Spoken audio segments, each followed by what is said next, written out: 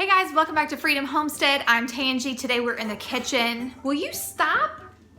Just give me a minute. Georgia is pushing her bowl across the food. Georgia is pushing her bowl across the floor because she's hungry. Just wait a minute, okay? Anyway, so today we are in the kitchen because I am going to attempt to make yogurt for the first time. We are trying to cut out sugar, eat more clean, and honestly, making yogurt for my family right now is cheaper than it is to buy it. Our Aldi has been carrying milk for 98 cents per gallon. And yogurt can be used for many different things. You can eat it as is, you can put it in smoothies, use it as sour cream, make yogurt cheese, make dressings and dips and things like that. So we are definitely gonna give this a try. And I'm gonna be using my Avalon Bay electric pressure cooker because it does have a yogurt setting. Now I have to say that before I did this, I got on YouTube and I was looking up how people have been making it in their Instant Pots. Well, when I was reading the directions for this, it's totally different. So I'm a little nervous.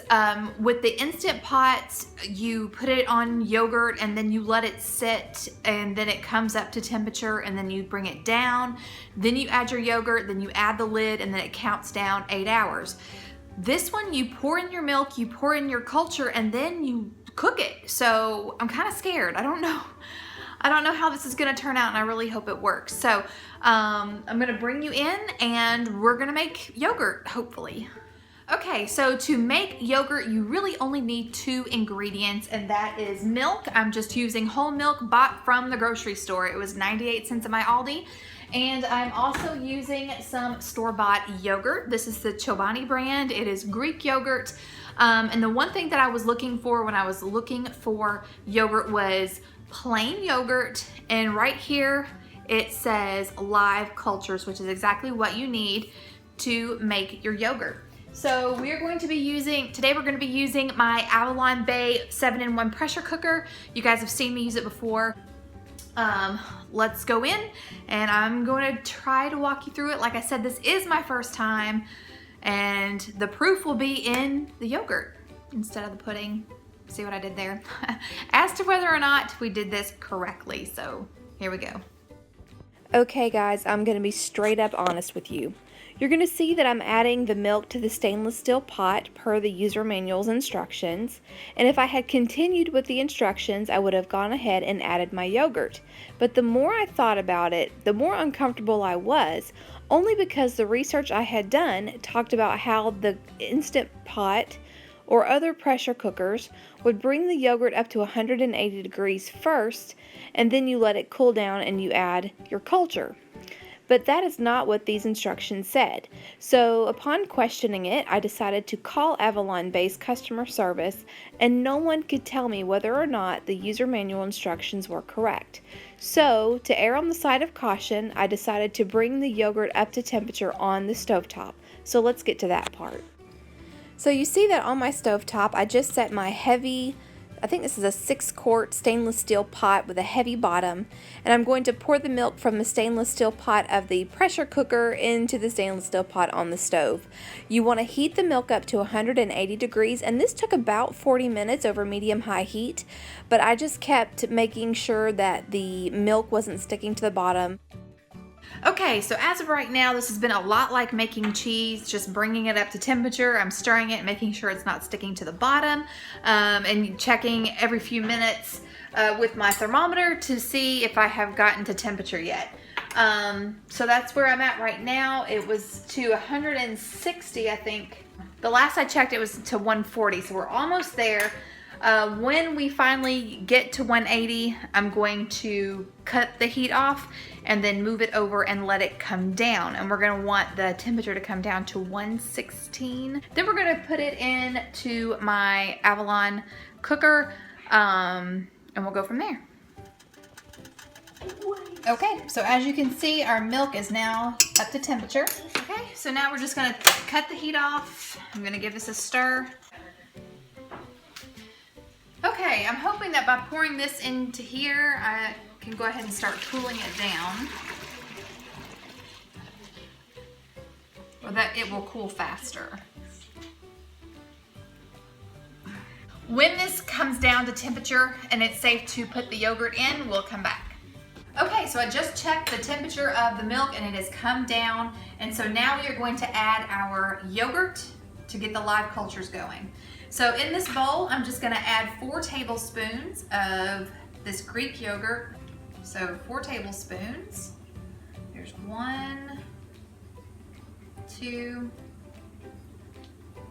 3, and 4. Okay, so now I'm gonna dip out a little bit of the warm milk and add it to my yogurt. And what you're just wanting to do is kind of get the yogurt a little liquidy, so that way it'll be easier to stir in the big pot and you're not having to work out all the lumps.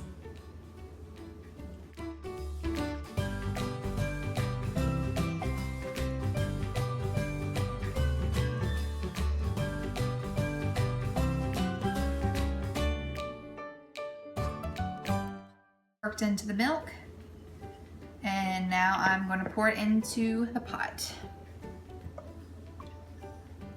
And now I'm going to start to combine. First, we're going to close the lid. We're going to turn this on. We're going to hit our yogurt function, and we're going to let this hang out for about 8 hours. And I'm not going to do anything else. When it stops flashing, that means it is starting the process. Okay, and we'll come back when it's done.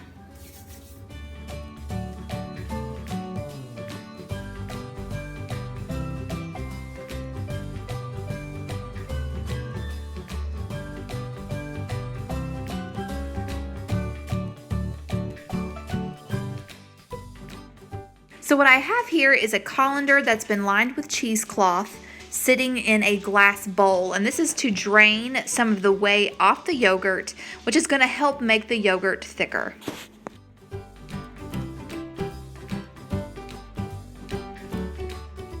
As your yogurt sits, you're going to want to keep it in the refrigerator, and also keep in mind that the longer it sits, the thicker it will be.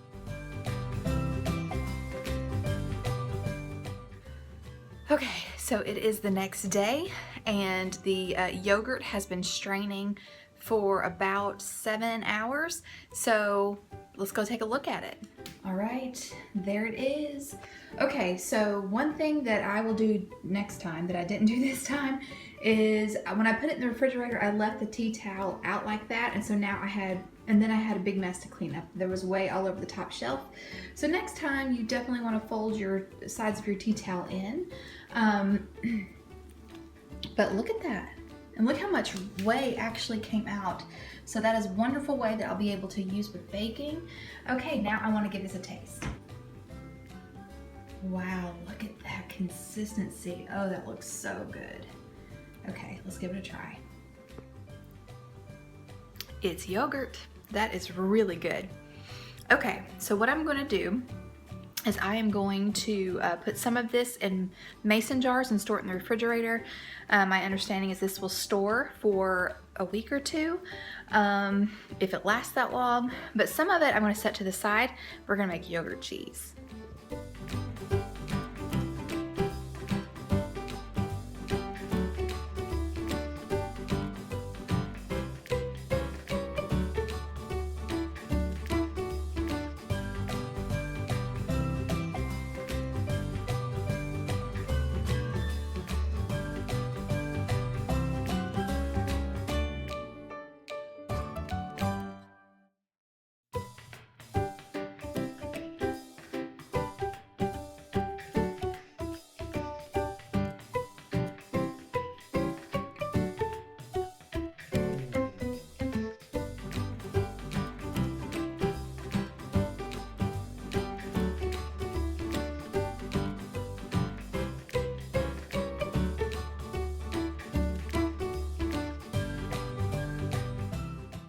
To make the yogurt cheese, I started by dipping out the rest of the yogurt, and then I wanted to season it with a little bit of pink Himalayan salt. So I seasoned it, stirred it, and then tasted it, decided it needed a little bit more, and then gave it another stir.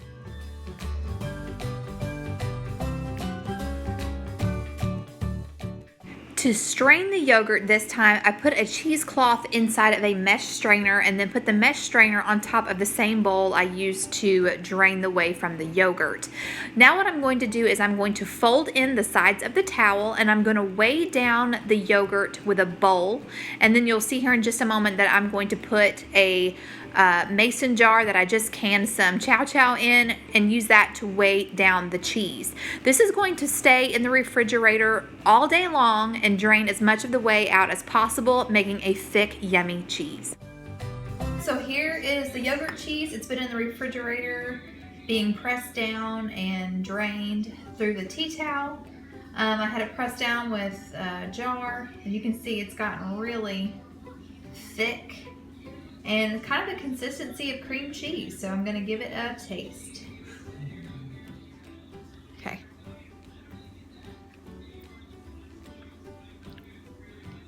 Tastes like cream cheese. A little bit tangy, kind of like yogurt, but still really, really good. I would eat this with cowboy candy and crackers for sure. Okay, well I hope this inspires you to try making yogurt. Also, as a bonus, you get a lot of whey to use in baking. As a bonus, you get whey to use in baking. I've actually already used some today. This is what's left. So yeah, really excited with how this turned out. So I hope you guys give this a try. Let me know if you do or if you've ever made yogurt at your house. And that's all I've got. That's all I've got for you guys today. Until next time. Hey, thanks so much for stopping by Freedom Homestead. Here we're about living off the land, being together as a family. We homeschool our 2 children. We talk to you about our gardening adventures, how we preserve our own food and build our food storage. We live on a tight budget and we share with you our grocery hauls. I will even break out the cleaners and show you how I clean my house. So whether we're sharing with you our life, our love of liberty, or our love for each other, thanks so much for stopping by and please consider subscribing.